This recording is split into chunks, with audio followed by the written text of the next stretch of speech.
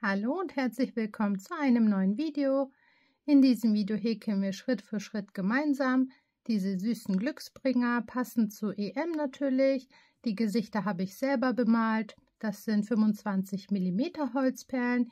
Ihr könnt natürlich auch, wenn ihr möchtet, nur einen Ball häkeln oder Arme und Beine auch weglassen. Das ist euch überlassen. Und wir machen das jetzt gemeinsam. In der Mitte wiederholt sich so einiges, da spule ich dann gleich schneller. Ich häkel mit einer 3 mm Häkelnadel und benutze diese 3 Farben. Anfangen tun wir jetzt mit Gelb. Wir fangen von unten an. Ihr nehmt euch die Wolle. Wir fangen jetzt mit einem magischen Ring an. Dafür legen wir die Wolle zweimal um die 2 Finger. Dann gehen wir mit der Häkelnadel hier vorne rein, holen den hinteren Faden raus. Dann holen wir den Faden und ziehen hier einmal durch. Somit haben wir diesen magischen Ring jetzt erstellt. Die halte ich mir jetzt unten fest. Dann gehen wir hier in diesen Ring rein und häkeln jetzt erstmal 6 feste Maschen. 2, 3, 4, 5 und 6. Das war schon unsere erste Runde. Wir ziehen das hier jetzt zu. Die zweite Runde zähle ich auch mit, da mache ich noch keinen Maschenmarkierer ran. Und zwar verdoppeln wir jetzt die zweite Reihe und gehen zweimal in jede Masche rein. Also direkt hier in die erste rein. Wir holen den Faden von hinten nach vorne raus, machen eine feste Masche. Wir gehen in dieselbe Masche noch einmal rein und machen die zweite feste Masche. Dann gehen wir in die nächste rein, machen dort die dritte und die vierte feste Masche, dann in die nächste, die 5. und die 6. feste Masche, dann in die nächste, die 7. und die 8. feste Masche, in die nächste, 9 und 10. und in die letzte 11 und 12. Somit ist Reihe 2 auch fertig. So sieht es aus. Jetzt mache ich hier einen Maschenmarkierer ran. Jetzt sind wir in Runde 3 und hier werden wir jede zweite Masche verdoppeln. Das heißt, in die nächste nur eine feste Masche und in die nächste darauf dann immer 2 und das die ganze Runde entlang. Immer eine feste Masche und 2 feste Maschen.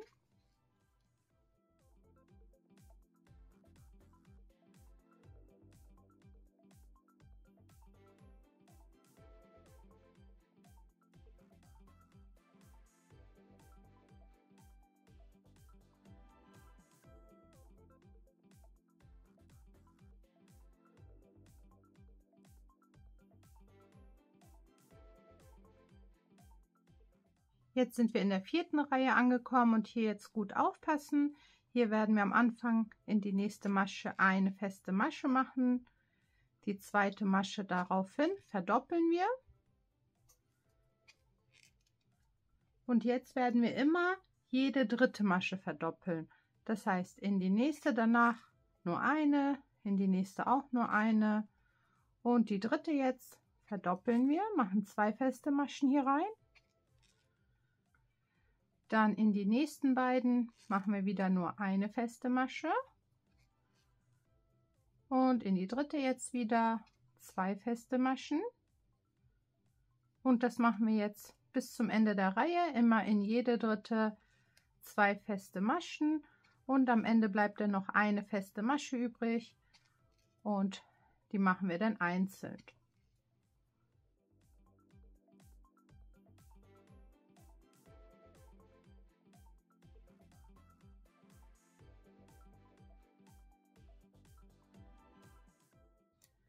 Wir sind jetzt am Ende der 4. Reihe angekommen, machen hier die einzelne feste Masche noch. Maschenmarkierer kann nach oben. Jetzt sind wir in Reihe 5 angekommen und hier werden wir jetzt jede 4. Masche verdoppeln. Also in die nächsten 3 nur eine einzige feste Masche jeweils. Und in die 4. kommen dann 2 feste Maschen rein. Und das machen wir bis zum Ende der Reihe immer so, dass wir jetzt in die 4. 2 feste Maschen machen.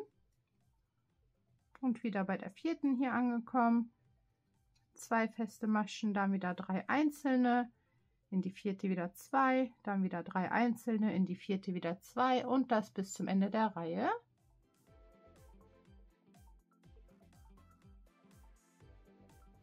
Wir sind jetzt in Reihe 6 angekommen, auch hier jetzt am Anfang gut aufpassen. Wir fangen an mit 2 festen Maschen, also jeweils eine in die nächsten beiden. Die 3. verdoppeln wir, 1 und 2. Und jetzt werden wir immer jede 5. verdoppeln, das heißt in den nächsten 4 ab jetzt kommen jeweils 4 einzelne feste Maschen. 4 und in die 5. dann jetzt 2 feste Maschen. Und das machen wir weiter bis zum Ende der Reihe. Und am Ende bleiben dann 2 feste Maschen übrig, da machen wir noch 2 einzelne ran. Jetzt machen wir 4 einzelne, die 5. verdoppeln, 4 einzelne, die 5. verdoppeln, 4 einzelne, die 5. verdoppeln und am Ende 2 einzelne feste Maschen.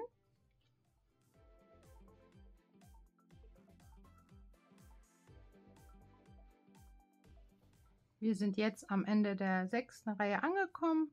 Wie gesagt, hier bleiben 2 einzelne Maschen übrig. Da machen wir ganz normal feste Maschen rein. Dann Maschenmarkierer wieder nach oben. Jetzt haben wir auch nur noch eine Reihe mit Gelb und dann wechseln wir die Farbe. Jetzt sind wir in Reihe 7 und wir werden jetzt erstmal nur eine Runde mit nur festen Maschen häkeln.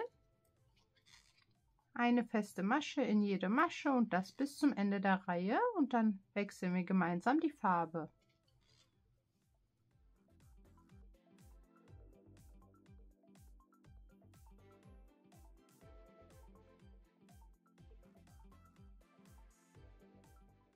Wir sind jetzt am Ende der 7. Reihe angekommen, so sieht es jetzt aus. Gleich mit der nächsten Farbe wird auch die Form wieder vorkommen.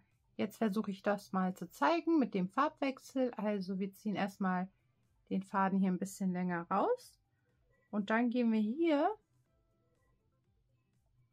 einmal rein und auch bei der nächsten Schlaufe einmal rein. So sieht das denn jetzt aus. Jetzt nehmt ihr euch eure rote Farbe, tut es auf die Häkelnadel. Dann dreht ihr das einmal, festhalten und durch diese beiden gelben Schlaufen durchziehen. Den Maschenmarkierer mache ich jetzt erstmal ab. Dann gehen wir in die nächste Masche rein, holen den Faden und machen eine Kettmasche mit der roten Farbe. Dann machen wir in die nächste ganz normal eine feste Masche und den Anfang machen wir am Ende dieser Runde noch mal schön. Jetzt machen wir erstmal eine ganze Runde lang mit der neuen Farbe. Ich hoffe, das war gut zu erkennen. Wenn ihr das ein-, zweimal gemacht habt, dann ist das auch ganz einfach. Jetzt haben wir ja hier diese Schlaufe. Das könnt ihr jetzt einfach hier hinten wegziehen. Da löst sich auch nichts. Und dann haben wir hier jetzt so einen schönen Farbwechsel gemacht. Jetzt häkeln wir erstmal diese ganze Runde mit festen Maschen. Und wenn wir hier wieder am Anfang angekommen sind, dann erzähle ich euch, wie die nächsten Runden weitergehen und wie wir das hier jetzt verschönern. Und dann werde ich das gleich schneller spulen, weil sich das dann wiederholt.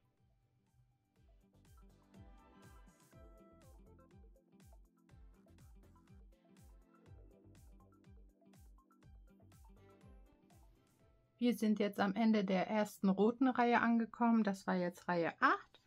Den gelben Faden schneide ich jetzt schon mal weg. Das kann zur Seite. Und jetzt machen wir hier am Ende noch die letzte feste Masche.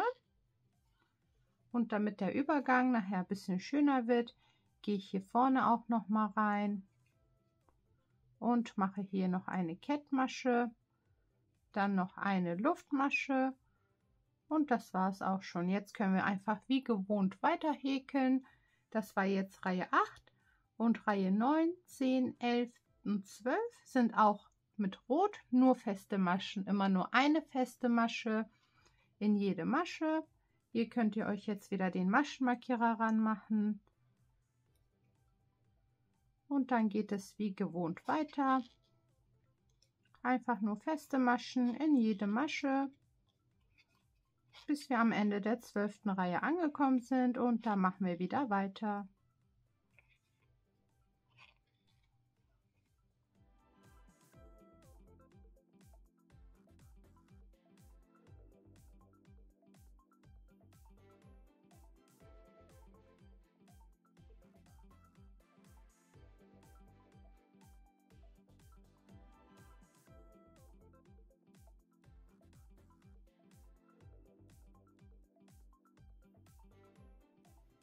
Wir sind jetzt am Ende der 12. Reihe angekommen. Jetzt machen wir unseren nächsten Farbwechsel. Das machen wir auch wieder vor. Faden länger rausziehen.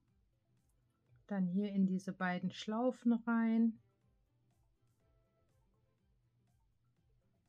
Einmal und zweimal. Dann nehmen wir uns die neue Farbe, legen es auf die Häkelnadel, drehen es einmal, halten hinten fest und ziehen das Schwarz jetzt durch beide roten Schlaufen durch. Maschenmarkierer kann ab, gehen dann in die nächste rein, holen den schwarzen Faden, ziehen durch und machen eine Kettmasche. Dann machen wir eine Luftmasche und häkeln jetzt ganz normal weiter. Wir haben jetzt schon mal eine feste Masche gemacht. Und die nächsten beiden werden wir abnehmen. Das heißt, wir gehen jetzt bei dem roten hier durch eine Schlaufe und bei dem nächsten roten auch durch eine Schlaufe, holen den Faden raus und machen dann die feste Masche. Ab jetzt werden wir in die nächsten 4 ganz normal feste Maschen machen. 3 und 4 und immer die 5. und die 6. gemeinsam abnehmen. Hier haben wir noch die rote Schlaufe, das können wir hier einfach wieder rausziehen und machen jetzt bis zum Ende der Reihe immer 4 einzelne feste Maschen und werden immer die 5. und die 6. gemeinsam abnehmen. Und bei der 5. angelangt durch eine Schlaufe und bei der 6. durch eine Schlaufe, durch beide durchziehen und dann die feste Masche. Somit haben wir Abnahme, es wird wieder kleiner und unser Ball entsteht langsam. Das machen wir jetzt bis zum Ende der Reihe und am Ende der Reihe machen wir wieder weiter.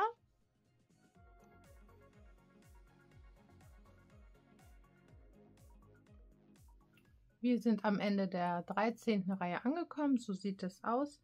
Und die letzten übrig gebliebenen Maschen, die nicht mehr mit einer Abnahme zusammenpassen, da machen wir ganz normal feste Maschen rein. So, und jetzt gehen wir hier vorne nochmal rein, damit der Farbwechsel ein bisschen schöner wird. Machen hier eine Kettmasche, eine Luftmasche. Dann machen wir hier erstmal den Maschenmarkierer ran. Und wir sind jetzt in Reihe 14 angekommen und hier werden wir auch nur Abnahmen machen. Das heißt, wir werden hier jede 4. und 5. abnehmen. Das heißt, in die nächsten 3 erstmal nur normal 3 feste Maschen. Und bei der 4. Masche angekommen, durch eine Schlaufe, bei der 5. Masche durch eine Schlaufe Faden holen und dann die feste Masche. Und das machen wir bis zum Ende der Reihe so. Immer die 4. und die 5. gemeinsam abnehmen. Hier haben wir die 3. Masche und wieder bei der 4.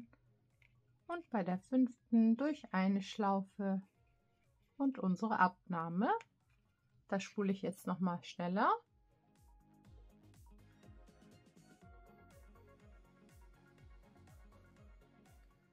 Wir sind jetzt in Reihe 15 angekommen. Hier auch wieder kurz aufpassen am Anfang.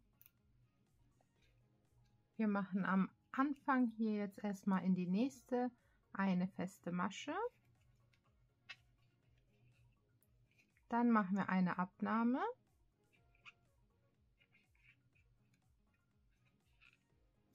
Und ab jetzt werden wir immer jede dritte und die vierte abnehmen. Das heißt, in den nächsten beiden 2 feste Maschen und dann von der dritten und von der vierten eine Abnahme machen. Das machen wir jetzt die ganze Zeit so. Immer die dritte und die vierte abnehmen bis zum Ende. Und da bleiben dann noch 1, 2 Maschen über. Da machen wir nur feste Maschen rein. Also immer 2 feste Maschen und dann die dritte und die vierte gemeinsam abnehmen. 1 und 2 und die dritte und die vierte gemeinsam abnehmen. Und dann werden wir gleich auch schon langsam mit Füllwatte stopfen und wir werden immer kleiner und sind bald fertig. Am Ende der 15. Reihe angekommen, habe ich hier noch eine Masche übrig. Da mache ich die feste Masche, markiere nach oben und jetzt können wir auch schon mal anfangen mit Füllwatte zu stopfen. Ihr könnt natürlich auch Wollreste verwenden zum Reinstopfen.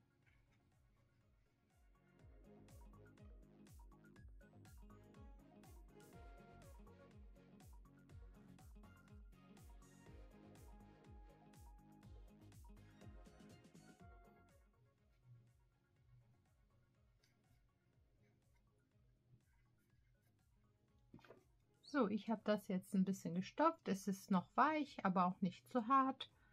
Das könnt ihr natürlich selber entscheiden.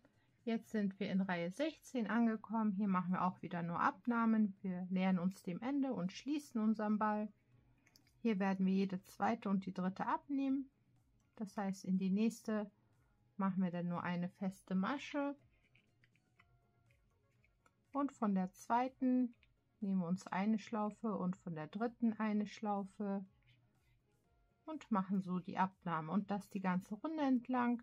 Immer die zweite und die dritte gemeinsam abnehmen.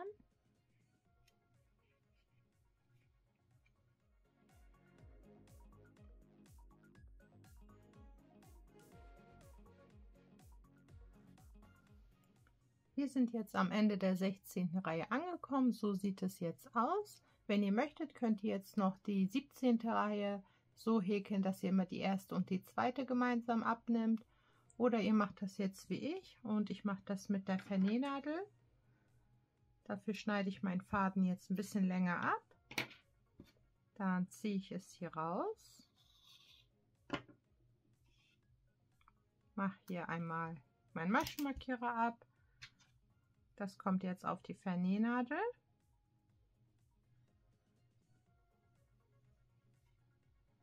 Und jetzt werde ich hier oben in der letzten Reihe immer durch eine Schlaufe durchgehen.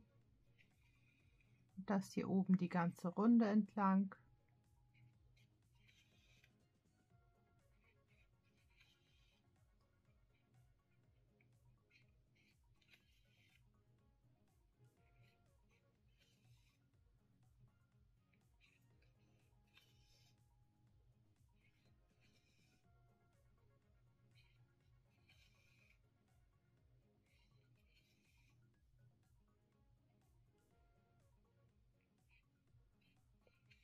Und am Ende der Reihe angekommen, einfach nur einmal festziehen und so schließt sich auch unser Ball. Diese Fäden hier von der Füllwatte, die muss ich nachher noch ein bisschen ordentlich rausziehen und dann können wir das auch noch so formen, wie wir möchten. Und wir werden jetzt den restlichen Faden hier ein bisschen in der Füllwatte vernähen. Das geht jetzt natürlich nur bei Schwarz, sonst würde man das sehen, aber ich ziehe irgendwo durch und das mehrmals. So vernähen wir den Faden in der Füllwatte. Dann würde ich sagen, machen wir gleich erstmal die Schlaufe, dann den Kopf daran und dann können wir weitermachen mit den Armen und den Beinen. Das geht auch super schnell. Ich finde, es passt super mit Schwarz die Schlaufe zu machen, und hier habe ich auch schon mein fertiges Köpfchen. Wie gesagt, das habe ich einfach selber drauf gemalt. Ist natürlich nicht perfekt, aber ihr könnt natürlich die Gesichter machen, die ihr möchtet. Dafür nehmt ihr euch eure Wolle, legt es auf die Häkelnadel, dreht einmal, zieht einmal durch und zieht fest. Und jetzt machen wir einfach eine Luftmaschenkette, und ich habe jetzt für die hier auch 70 Luftmaschen gemacht. Das mache ich jetzt natürlich genauso. Einfach eine Luftmaschenkette mit 70 Luftmaschen. 5, 6, 7, 8. Jetzt haben wir die Luftmaschenkette mit 70 Luftmaschen gemacht. Wir schneiden den Faden hier ab, ziehen es raus, und jetzt kommt erstmal eine Seite auf die Vernähnadel. Dann nehmen wir unseren Ball und wir gehen hier oben einmal so rechts zum Beispiel jetzt rein und auf der anderen Seite auch gleich nochmal. So. Und dann die andere Seite auf die Vernähnadel. Und auf der anderen Seite hier einmal durchgehen. Das auch einmal rausziehen. Und jetzt können wir diese beiden Stücke hier verknoten. So, das kann schön fest sein, und 2, 3 Knoten rein. Dann schneide ich meinen Faden einfach nur noch ab. Nehme mir mein Köpfchen, gehe hier oben rein, hole die Schlaufe auf die Nadel und ziehe hier einmal durch. Dann einmal die Schlaufen einzeln nochmal hochziehen. Und dann machen wir hier oben einfach nur noch einen Knoten rein. Den auch so dicht wie möglich am Kopf. Wir machen erstmal einen Knoten, ziehen den schön runter und ziehen dann nochmal einzeln jede Seite schön hoch. So süß sieht es jetzt schon mal aus. Ihr könnt es natürlich auch so lassen, aber ich mache ja jetzt auch die Arme und die Beine dran. Für die Arme und die Beine nehmt ihr euch so ein kleines Stückchen Faden, fädelt da eine Perle eurer Wahl drauf auf und dann macht ihr einfach vorne 2, 3 Knoten rein.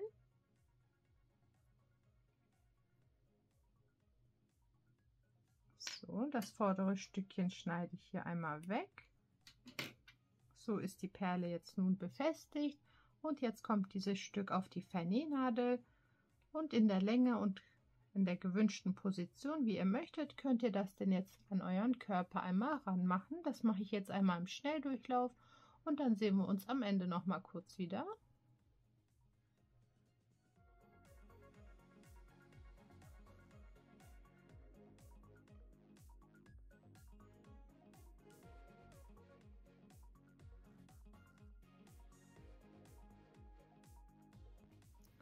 Und jetzt sind wir auch schon fertig. Wir haben Schritt für Schritt gemeinsam alles gemacht. So sieht es jetzt aus. Ein absoluter Hingucker, finde ich. Ich hoffe, es hat euch gefallen. Es würde mich freuen, wenn ihr das Video kommentiert, liked und teilt das Video gerne mit Freunden und Bekannten. Und dann sehen wir uns die Tage auch schon bei einem neuen Video. Ganz viel Spaß beim Mithäkeln und Nachhäkeln. Bis dahin!